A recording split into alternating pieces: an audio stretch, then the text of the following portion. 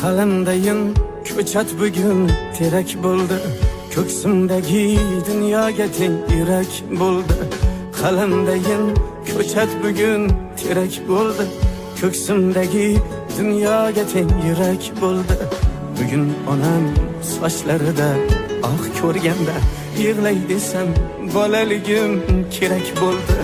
Bugun onam sochlarida oq ko'rganda yig'lay desam bolaligim kerak bo'ldi.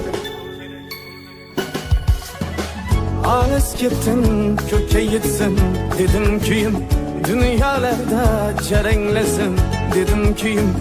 Bog'da otam izlarini topa olmay ko'ray desam bolaligim kerak bo'ldi.